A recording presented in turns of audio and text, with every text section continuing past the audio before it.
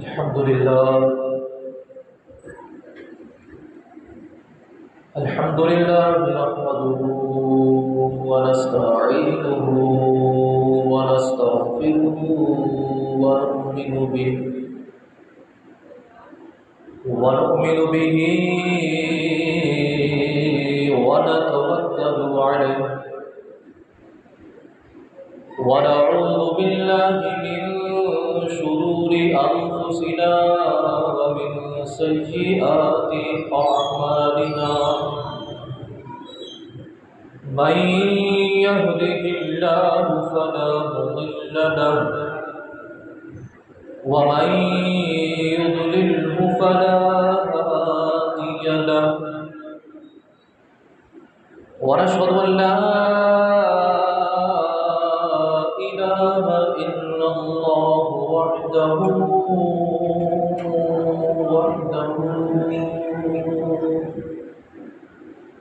وحده وحده لا شريك له ونشهد أن سيدنا ومولانا ومرجعنا وحبيبنا وطبيبنا ونور أولنا ونور آخرنا ونور ظاهرنا ونور باطننا ونور أولنا ونور آخرنا ونور ظاهرنا ونور باطننا وغوثنا وغياثنا ومغيثنا ومعيننا وقطبنا وأقطابنا ونزامنا وخليدنا وآل سيدنا محمدا عبده ورسوله أما بعد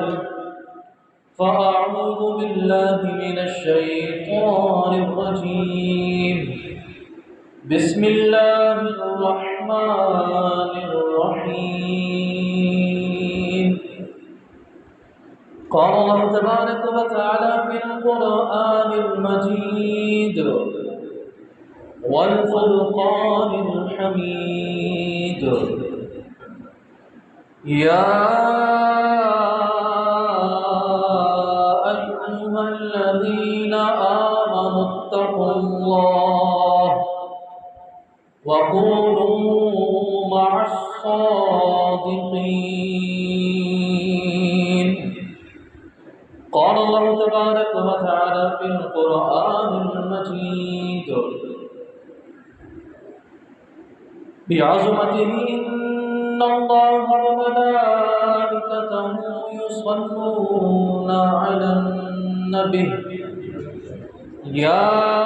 أيها الذين آمنوا صلوا عليه وسلموا تسليما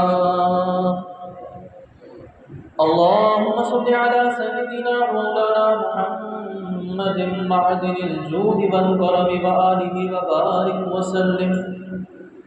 صلاة وسلاما عليك يا سيدي يا رسول الله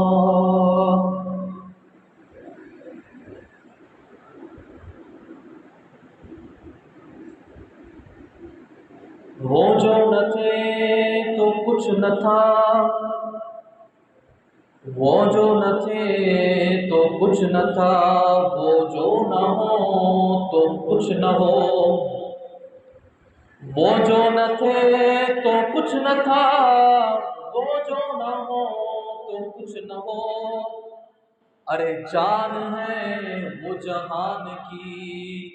جان ہے تو جہان ہے خدا کہتے نہیں بنتی جدا کہتے نہیں بنتی آقا خدا کہتے نہیں بنتی جدا کہتے نہیں بنتی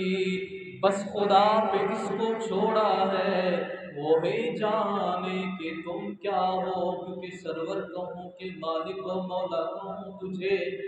باغ خلید کا گل زیبا کہوں تجھے اللہ نے تیرے جسم منور کی تابش ہے اے جان جا میں جانے تجلا کہوں تجھے، زندگیاں ختم ہوئی اور قلم ٹوٹ گئے، پر تیرے اوصاف کا ایک باب بھی پورا نہ ہوا، اس لیے خدا کہتے نہیں بنتی، جدا کہتے نہیں بنتی، بس خدا پہ اس کو چھوڑا ہے، وہی جانے کہ تم کیا ہو۔ دوسرات کے بعد معزز سامعین کرام اور بزرگوں، بچوں، اللہ تبارک و تعالی نے دین اسلام ایک ایسا پیارا دین عطا فرمایا ہے، ایسا عظیم دین عطا فرمایا ہے کہ جس دین میں اللہ تبارک و تعالی نے فضیلت کا معیار تقویٰ رکھا ہے، جس دین میں اللہ تبارک و تعالی نے اپنی مخلوق اپنے بندوں کی عزت کو محفوظ فرمایا، ایسے دین کا ہمیں پیروکار بنایا، مگر افسوس کہ آج اسی دین کی راہ کو چھوڑ کر ہم اغیار کے طریقے پہ چلتے ہیں۔ قرآن کریم کا، احادیث مبارکہ کا، صحابہ کرام کے اقوال کا، بزرگان دین کا فرمان کا جب بھی ہم مطالعہ کریں گے، ہمیں ہر لحاظ سے،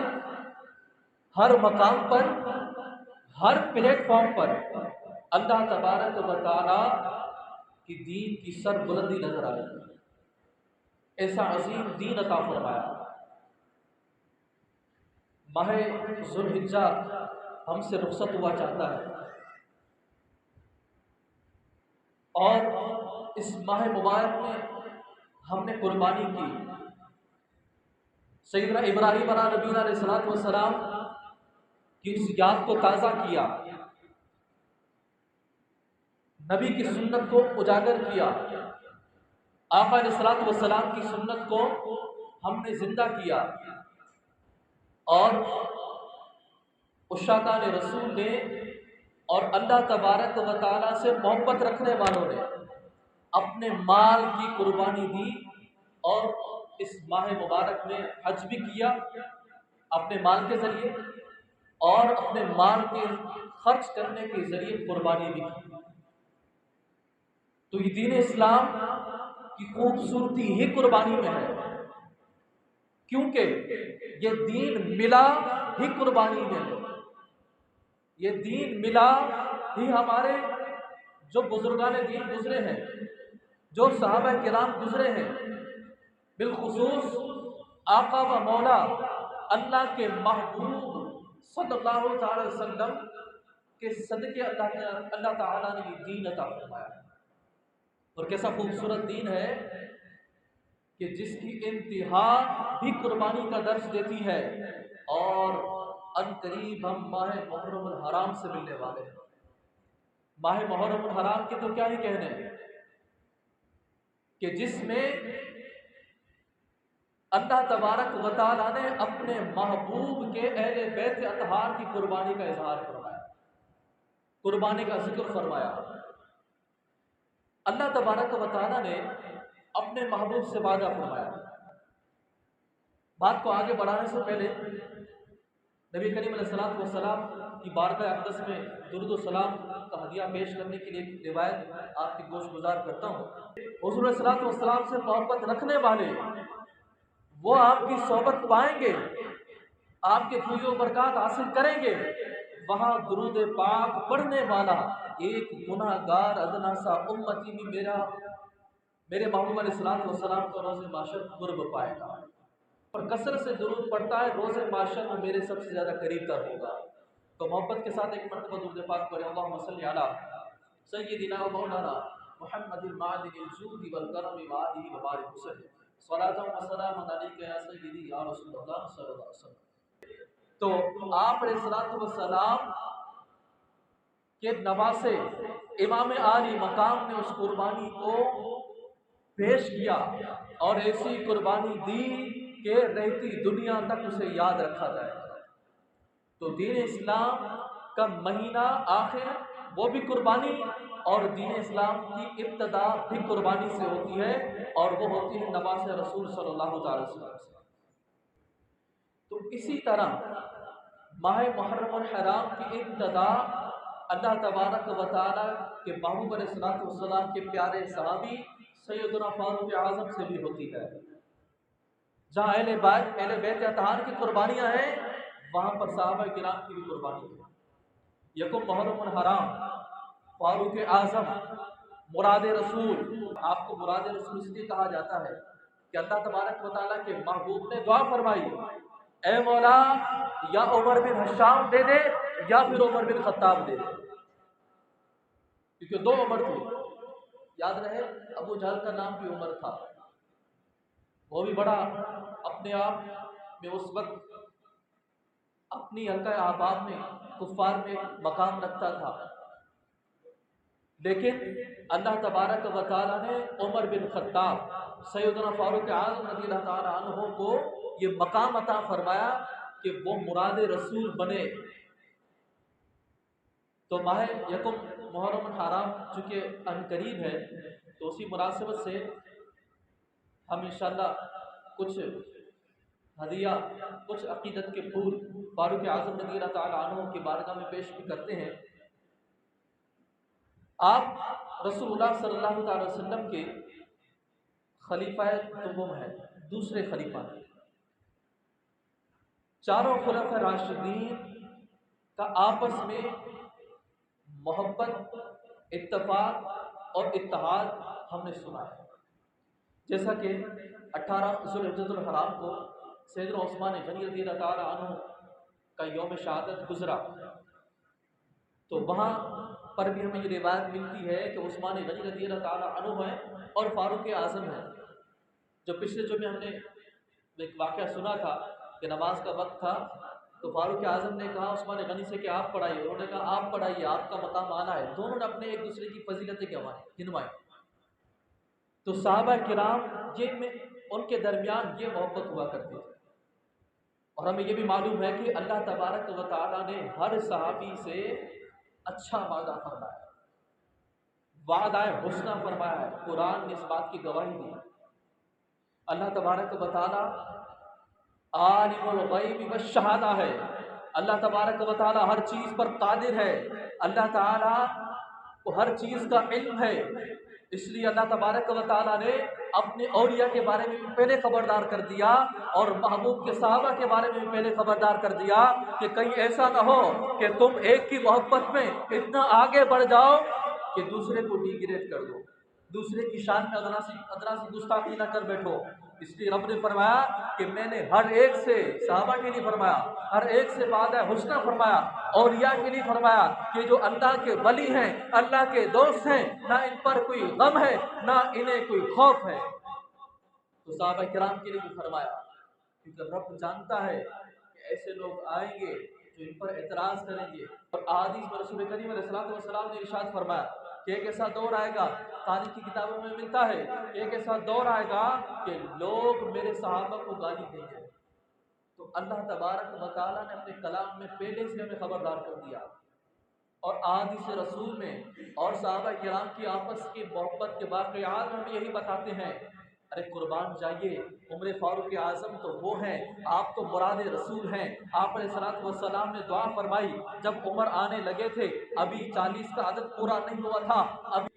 ان کی شان دیکھی کہ کس طرح آئے تھے اسلام کو ختم کرنے کے لیے، اور تاریخ گواہ ہے کہ جو اسلام کو تقویت عمر نے دی ہے وہ کسی اور نے نہیں دی ہے۔ جہاں پہ آپ نے قدم رکھا اس چیز کو اعلیٰ کر دیا۔ آپ نے خلافت میں قدم رکھا، آپ کے خلافت کا دور ایسا دور تھا کہ اس کی مثالیں آج تک ہمیں نہیں ملتی۔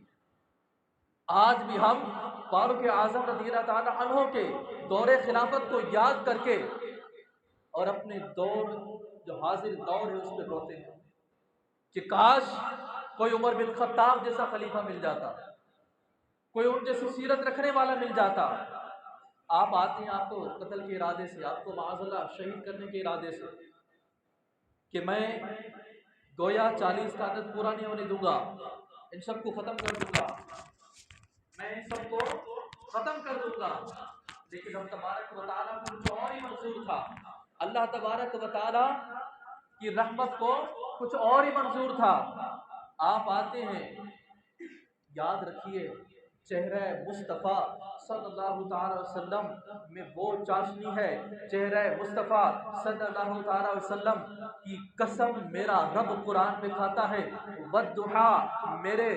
محبوب کی زلفوں کی قسم قرآن میں رب کھاتا ہے، واللیل اذا سجا ما ودعک ربک وما قلی وللآخرۃ خیر لک من الاولی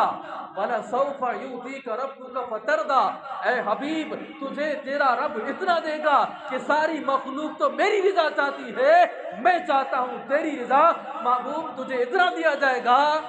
کہ تو راضی ہو جا۔ قربان جائیے محبوب اس وقت کی امت کو نہ بھولے، یہ نقطے کی بات ہے، محبوب اس وقت کی امت کو نہ بھولے جو نہ بھولا۔ اعلیٰ حضرت ارشاد فرماتے ہیں جو نہ بھولا ہم غریبوں کو رضا، یاد اس کی اپنی عادت کیجئے۔ میرے محبوب نے جب رب نے یہ فرمایا کہ محبوب بس تو راضی ہو جا، تجھے تیرا رب اتنا دے گا، تو محبوب فرماتے ہیں آپ سجدہ ریز ہوتے ہیں، امت کے لیے روتے ہیں، پیدا ہوتے امت کے لیے روتے ہیں، رب حبلی امتی، آپ عرض کرتے ہیں مولا میں اس وقت تک راضی نہیں ہوں گا جب تک میرا ایک امتی بھی جہنم سے نکال کر جنت میں نہ داخل کر دیا۔ تو اس لیے جو نہ بھولا ہم غریبوں کو رضا، یاد اس کی اپنی عادت کیجیے۔ آج ہم جس طرح ذلی کا شکار ہیں، آج ہم جس مہنگائی کا رونا روتے ہیں، آج ہم جس تکلیف اور جس کرب کا شکار ہیں، ایک حدیث پاک سماعت فرمائیے، یہ کوئی عام حدیث نہیں ہے، یہ میرے رسول کی گویا پیشن گوئی ہے۔ میرے رسول کا فرمان سنیے، تفسیر صراط الجنان 7واں پارہ نماز فجر میں جس کی تفسیر جاری ہے، اللہ تبارک و تعالی نے ایک آیت کریمہ میں ارشاد فرمایا مومنین سے، کیونکہ مومنین اس وقت جو ایمان لائے تھے وہ بڑے پریشان تھے اور نا امید سے ہو گئے تھے، ان کو ہر طرح سے دعوت دے دی لیکن یہ پھر بھی ایمان نہیں لاتے۔ تو اللہ تبارک و تعالی نے قرآن میں ارشاد فرمایا 7ویں پارے میں، اے ایمان والو تم اپنی جانوں کی فکر کرو۔ کیوں؟ اس لیے تفسیر میں آتا ہے کہ تم نے جو دین کا پیغام پہنچانا تھا وہ تو پہنچا دیا، تم نے اپنا فرض آگے پہنچا دیا، اب ان کو ہدایت ملنا نہ ملنا یہ رب کے اختیار میں ہے، تم اپنی فکر کرو۔ تو یہاں آیت کریمہ کی ابتدا میں یہ شروع میں جملہ رب نے ارشاد فرمایا اے ایمان والو تم اپنی فکر کرو، اس لیے فرمایا شان نزول یہی ہے کہ وہ پریشان ہو گئے تھے، نا امید ہو گئے تھے، ہم دعوت دے دے کے تھک گئے لیکن یہ ایمان نہیں لاتے۔ تو رب نے فرمایا کہ تم نے اپنا کام پورا کر دیا، امر بالمعروف ونہی عن المنکر، نیکی کی طرف بلانا، برائی سے روکنا، تم نے اس پر عمل کر لیا، اللہ کے اس فرمان، اللہ کے محبوب کے اس فرمان پر عمل کر لیا، تمہارا کام تھا پہنچانا، وما علینا الا البلاغ المبین، ہم نے پہنچا دیا اپنی طرف سے جو پہنچانا تھا، جو کھلا بیان تھا قرآن و سنت کا ہم نے پہنچا دیا، اب تم اپنی فکر کرو، اپنے اعمال سنوارو۔ اسی آیت کریمہ کے بعد تفسیر جو علماء کرام لکھتے ہیں،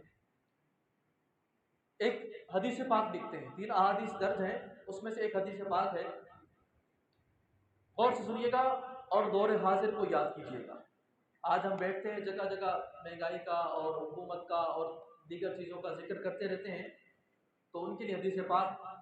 بڑی اہمیت کی حامل ہے۔ رسول کریم علیہ الصلوۃ والسلام نے ارشاد فرمایا کہ تم رب کے اس فرمان کہ اپنی جانوں کی فکر کرو،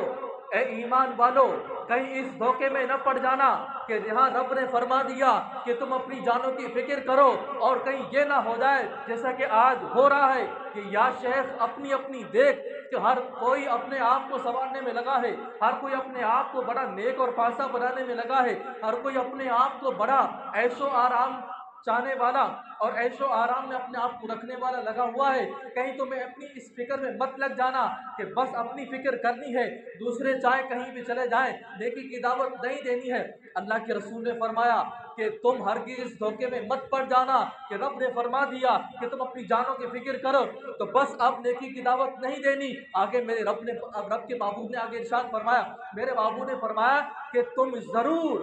نیکی کا حکم دو گے اور برائی سے منع کرو گے۔ اگلا جملہ یاد رکھیے، اگلا جملہ ذرا غور سے سنیے، میرے محبوب نے پیشن گوئی فرمائی اگر ورنہ تم ایسا اگر نہیں کرو گے، نیکی کا حکم نہیں دو گے، نیکی کی دعوت کو عام نہیں کرو گے اور برائی سے نہیں روکو گے تو رب کے محبوب نے ارشاد فرمایا ورنہ تم پر ایسے شریر حکمران مسلط کر دیے جائیں گے، ایسے شریر حکمران مسلط کر دیے جائیں گے۔ حدیث کے الفاظ ہیں کہ جو تم پر سختی کریں گے اور اس وقت تمہارے نیک لوگ دعائیں کریں گے، رب سے التجائیں کریں گے، اللہ تبارک و تعالیٰ تمہاری دعا بھی قبول نہیں فرمائے۔ کیا آج ہمارا یہ حال نہیں؟ میرے محبوب نے 1400 سال پہلے ارشاد فرمایا، آج وہ ہمارے سامنے نظر آتا ہے۔ تو آج بھی اگر ہم سیدھے نہ ہوئے، آج بھی ہم نے اگر حق کا راستہ نہ چنا، فاروق اعظم نے حق کا راستہ چنا تو اللہ نے وہ مقام دیا کہ میرے محبوب ارشاد فرماتے ہیں اگر میرے بعد، یہ کس کے لیے فرمایا، اگر میرے بعد کوئی نبی ہوتا، سلسلہ نبوت آپ پر ختم ہو چکا، یا عقیدہ ختم نبوت بھی پتہ چلتا ہے کہ اب کوئی نبی نہیں آئے گا۔ رب کے محبوب نے ارشاد فرمایا اگر میرے بعد کوئی نبی ہوتا تو وہ عمر ہوتا، کیونکہ وہ اوصاف آپ میں موجود تھے۔ تو یہ حق کا راستہ ہے، اس لیے رب نے ارشاد فرمایا، جو آیت کریمہ میں نے ابتداء تلاوت کی اس کا موضوع یہی تھا، یا ایھا الذین آمنوا اتقوا اللہ، اے ایمان والو اللہ سے ڈرو، وکونوا مع الصادقین، اور سچوں کے ساتھ ہو جاؤ۔ تو فاروق اعظم سچے تھے، آپ مراد رسول تھے، آپ گئے آپ کو معاذ اللہ شہید کرنے، لیکن چہرہ انور دیکھا تو آپ ایمان لے کر آئے اور 40 کا عدد تو مکمل کیا، لیکن ڈٹ کر اسلام کی تبلیغ بھی کی، ڈٹ کر خلافت بھی کی، جس کی مثال آج تک پائی جاتی ہے۔ تو لہٰذا صحابہ کرام کی گستاخی کرنے سے پہلے یا ان کی عزت کو گھٹانے سے پہلے 100 بار سوچ لینا چاہیے اور اس آیت کو نظر میں رکھنا چاہیے، ذہن میں رکھنا چاہیے کہ اللہ نے ہر ایک سے وعدہ حسنہ فرمایا ہے۔ قربان جائیے اگر محبوب علیہ السلام نے ان کو عزت نہ دینی ہوتی تو آج اپنے پہلو میں نہ سناتے۔ اور کیا کہہ رہے، اس سے بڑھ کر اور کیا شان ہو سکتی ہے؟ مراد رسول، نبی کا اعزاز ملنا، اگر نبی ہوتا، میرے بعد کو نبی ہوتا تو فاروق اعظم ہوتا۔ ابلیس آپ کو دیکھتا، جس راستے سے فاروق اعظم آتے ابلیس اپنا راستہ بدل لیتا، جہاں سے آپ گزرے وہ شیطان راستہ بدل دے۔ تو آج کل اگر کوئی کر دے تو کوئی اتنا ایشو نہیں ہے، وہ شیطان ہی ڈرتا تھا تو آج کے لوگ کیا ہیں۔ تو فاروق اعظم رضی اللہ تعالیٰ عنہ کی شان افضل و اعلیٰ ہے، ان کی سیرت کو پڑھیں، ان کی خلافت کے دور کو پڑھیں، اور ہمارے حکمران بھی اس چیز کو پڑھیں، ان کی خلافت کا دور پریکٹیکلی اپنائیں، الفاظوں کے ذریعے نہیں، پریکٹیکلی اپنائیں گے تو انشاءاللہ یہ ملک امن کا گہوارہ بنے گا۔ اور نیکی کی دعوت ہم جتنے بیٹھے ہیں، ہم تو کم از کم یہ نیت کریں کہ ہم اس حدیث پر عمل کریں گے اور نیکی کی دعوت دیں گے، برائی سے منع دوسروں کو کریں گے، ہم اپنا فرض پورا کریں گے۔ اللہ تبارک و تعالیٰ اس کی بدولت انشاءاللہ عز و جل ہمیں اس تکلیف دہ عمل سے، اس سخت تکلیف اور کرب کی کیفیت سے جس سے ہم آج دور حاضر میں دوچار ہیں، رب تبارک و تعالیٰ کی رحمت سے امید ہے کہ ہم اس سے نکل جائیں گے۔ اللہ تبارک و تعالیٰ کی بارگاہ میں دعا ہے کہ اگر بولنے میں کوئی بات یا کوئی بیان کی وجہ سے، بولنے کی وجہ سے کوئی جملہ اگر نکل گیا ہو تو میں رب تبارک و تعالیٰ کے حضور توبہ کا خواستگار ہوں، اور اللہ تبارک و تعالیٰ سے ہم دعا کے متمنی ہیں، تمنا کرتے ہیں رب کی بارگاہ میں کہ ہمیں بھی آج عمر جیسا حکمران عطا فرما دے۔ آمین بجاہ نبی امین صلی اللہ علیہ وسلم۔